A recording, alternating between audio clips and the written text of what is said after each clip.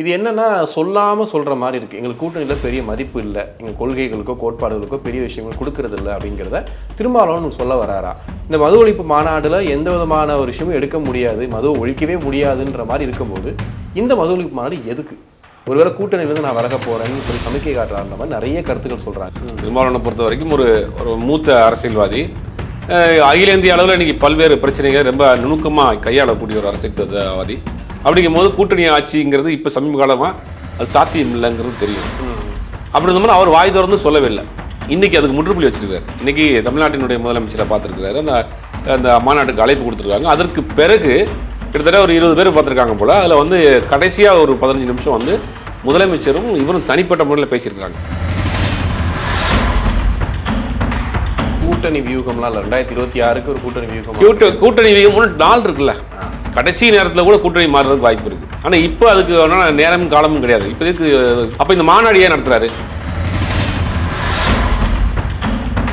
தொடர்ந்து திமுக அரசுக்கான எதிரான கருத்தை கூட்டணியில் இருக்கும்போது சொல்லிக்கிட்டே வர்றாரு. அப்படின்னும் போது இந்த மாநாடு அதுக்கு அதிமுகவும் வரலாம், எல்லாரும் வரலாம்னு சொல்கிற விஷயம் இது எல்லாமே ஒரு சந்தேகத்தை உண்டாக்குதுல்ல. ஒருவேளை திமுக கூட அதிருப்தியில் இருக்காரா திருமாவளவன் அப்படின்ற மாதிரி. விடுதலை சிறுத்தைகள்ங்கிறது ஒரு கட்சி, அதுக்கு கொள்கை இருக்குது, அதுக்கு கோட்பாடுகள் இருக்குது, அதனுடைய செயல்பாடுகள் வேறு. திமுகங்கிறது ஒரு கட்சி, அது ஆளும் கட்சி, இன்றைக்கி அதனுடைய செயல்பாடுகள் வேறு. கூட்டணியில் இருப்பதாக இருந்ததுனாலேயே எல்லாத்தையும் ஏற்றுக்கிற முடியுமா? விஜய் அவர்களுக்கும் அழைப்பு போயிருக்கு. அது ஒரு வாய்மொழி உத்தரவாகவே போயிருக்குன்னா வந்தால் வாய்ப்பு இருக்கா, வர்றதுக்கு வாய்ப்பு இருக்குமா? இல்லை, விஜயை அண்ணன் திருமாவளவன் மாதிரியான ஒரு தொலைநோக்கு பார்வை கொண்ட அரசியல்வாதி ஏன் கூப்பிட்டாருன்னு தெரியல. கோட்டு படம் பார்த்தாரா என்னன்னு கூட எனக்கு தெரியல. அந்த படத்தில் ஃபுல்லாக ஹேங் ஓவரில் தான் இருக்கிறார். அவரை கொண்டு நாளைக்கு மதுவிலக்கு மாநாட்டில் உட்கார வச்சிங்கன்னா என்ன? விஜய் அவர் தான் சொல்லியிருக்காரு, சார் சினிமாவாக பாருங்கள், நீங்கள் நடப்பு அரசியலாக பாருங்கன்னு சொல்லியிருக்காரு. சினிமா பாருங்கன்னா இவர் அரசியல் கட்சி ஆரம்பித்த படம் வந்த படம் தான். இன்னைக்கு தமிழக தாவேகாவின் தலைவர் அவர்.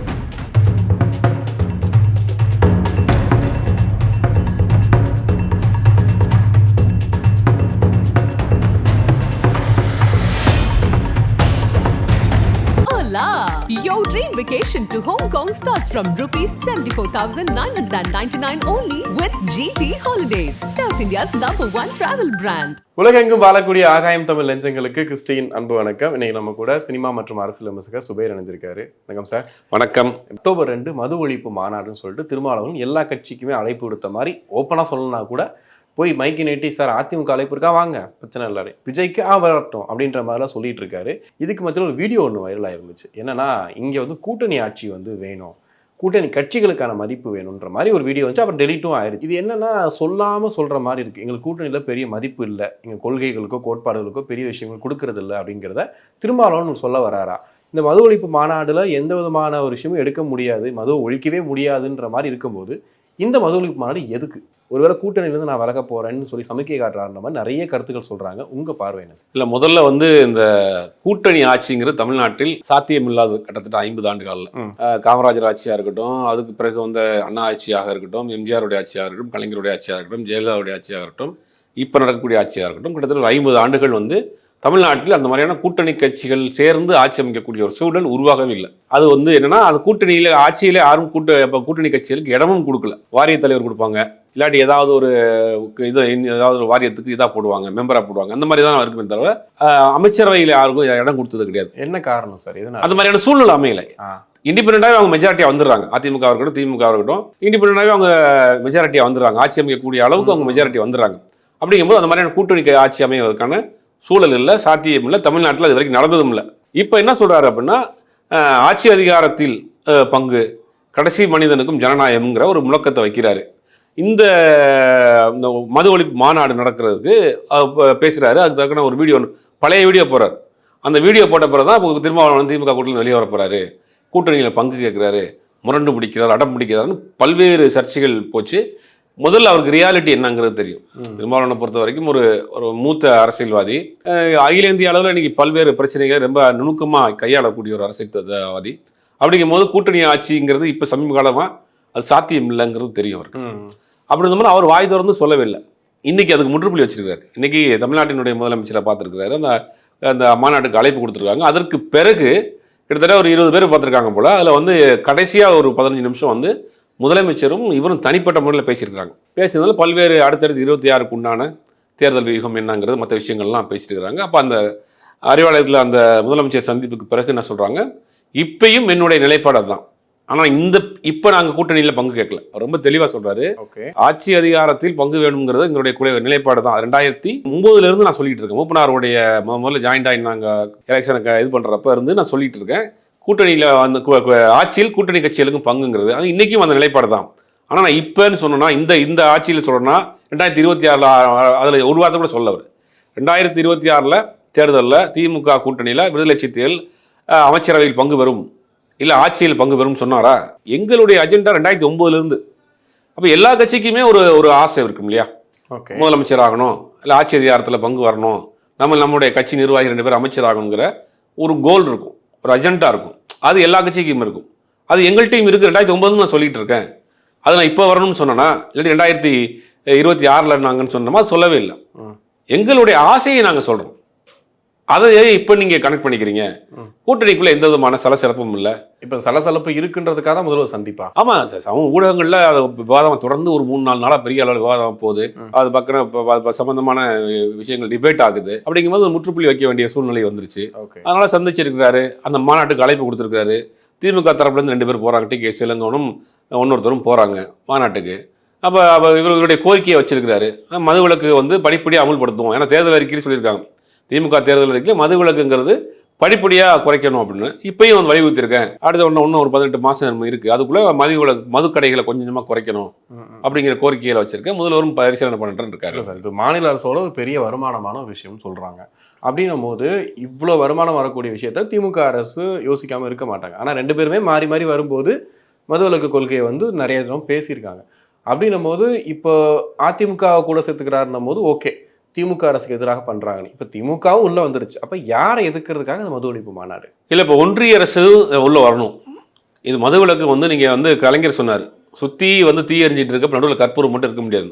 மதுவிலக்கு முதல்ல கொண்டு வந்தது கலைஞர் தான் கொண்டு வந்தாரு. கொஞ்ச நாளா திருப்பி வாபஸ் வாங்கப்பட்டது. ஓகே, அதனால என்ன ஆச்சு, சுத்தி இருக்கக்கூடிய மற்ற மாநிலங்கள்ல மதுவிலக்கு அமல் இல்லாத போது நடுவில் கற்பூரத்தை வச்ச மாதிரி அது.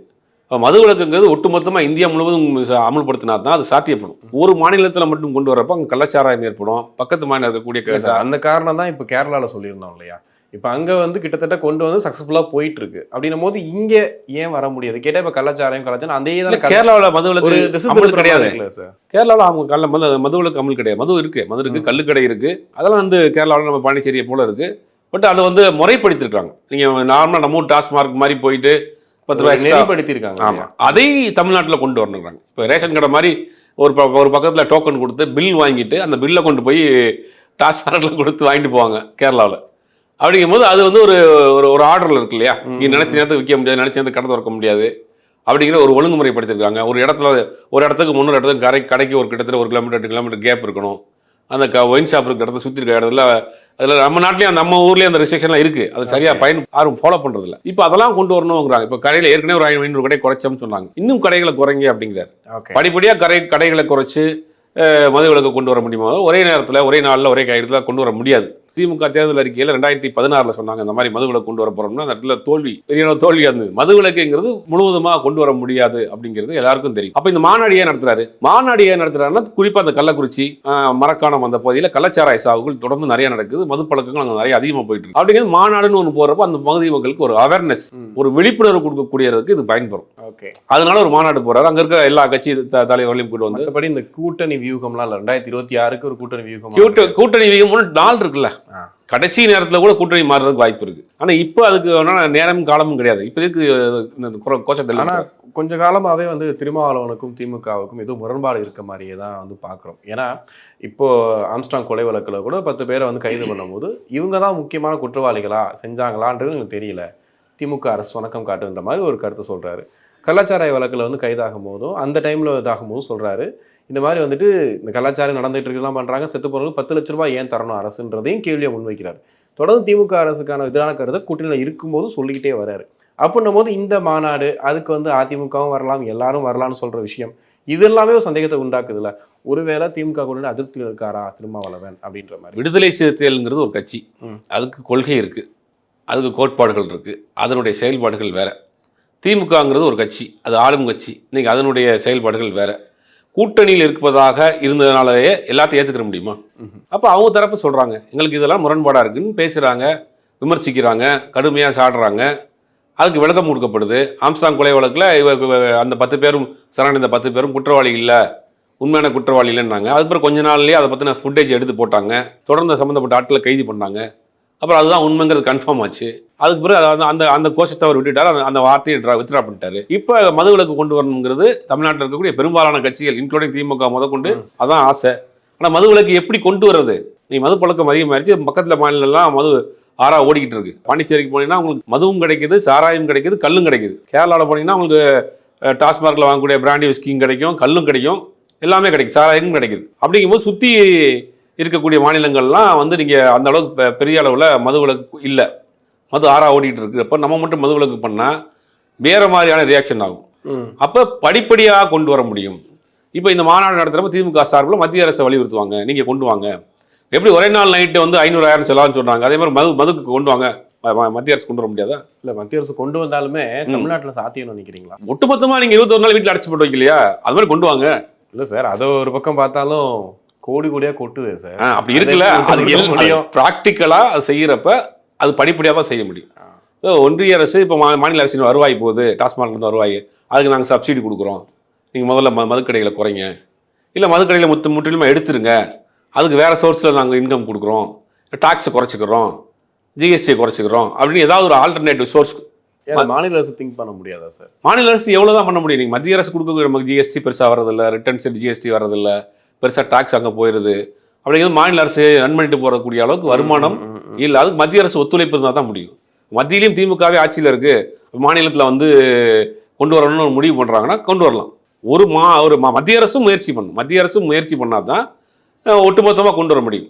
500,000 செல்லாது அப்படிங்கிற மாதிரி ஒரே நாளில் மதுக்கடைகள் மூடப்படும் இந்தியா முழுக்க அப்படின்னு சொல்லுங்கள், அது கொண்டு வாங்க. ஆனால் ஒரு பொதுவான கருத்து நீங்கள் தொடர்ந்து கேட்டு தான் இருப்பீங்க. திமுகலையும் மது ஆலைகள் வச்சிருக்கக்கூடிய நிர்வாகிகள் இருக்காங்க, அதிமுகலையும் இருக்காங்க. இவங்க எப்படி மதுவிலக்கு கொண்டு வர போகிறாங்க? எதுக்கு இந்த மது ஒழிப்பு மாநாடுன்றது கேள்வி இருக்குல்ல. விடுதலை விஷயத்தில் யார் மது ஆலை வச்சிருக்கிறா? ஆனால் வந்து கலந்துக்கிறேன்றாங்களே. அப்போ மது ஆலை ஒட்டுமொத்தமாக கொண்டு வரும்போது மூடித்தானே ஆகணும். மது ஆலைகள் வச்சிருக்கிறாங்க அப்படின்னா அது பேன் பண்ணப்பட்டுச்சுன்னா மூடித்தானே ஆகணும். 21 நாள் லாக்டவுன் போகிறப்ப எல்லாரும் வீட்டுக்குள்ள தான் உட்காந்தோம். அப்படிங்கும்போது ஒட்டுமொத்தமாக அகில இந்திய அளவில் மது விலக்கு கொண்டு வர போகிறோம் அப்படின்னு ஒரு ஸ்கீமை கொண்டு வர போகிறோம். இந்தியா முழுக்க இருக்க மாநிலங்களில் கருத்து கேளுங்க. அடுத்து அந்த மாநிலத்துக்குள்ள இன்கம் சோர்ஸுக்கு என்ன பண்ண போகணும்னு பாருங்க. இல்லை ஒரு குறிப்பிட்ட இடங்கள்ல மது விற்கணும்னு கொண்டு வாங்க, இல்லை மது விற்கிறதுக்கு ஒரு ரெஸ்ட்ரிக்ஷன் கொண்டு வாங்க, 18 வயசுக்கு விற்கக்கூடாதுன்னு சொல்லுங்கள், இல்லை அதுக்கு மீறி குடிக்கிறவங்களுக்கு லைசன்ஸ் வாங்கிக்கிறோன்னு சொல்லுங்கள். இந்த மாதிரியான மத்திய அரசு ஒரு ரெஸ்ட்ரிக்ஷன் கொண்டு வாங்கன்ற அது கட்டுப்படுத்தான் ஆகணும். அதுக்கு இந்த மாநாடு வழிவகுக்குன்றீங்களா? அதெல்லாம் ஒரு ஒரு அடி எடுத்து வைக்கிறாங்க, அவ்வளோதான். ஒரு முயற்சியை பண்ணி பார்ப்போம் அப்படிங்கிறாங்க. இப்போ நீட்டுக்கு எதிரான கையெழுத்து நடத்தினாங்க, ரெண்டு கையெழுத்து வாங்கிட்டு போய் கொடுத்தாங்க, நீட் ரத்து பண்ணிட்டாங்களா?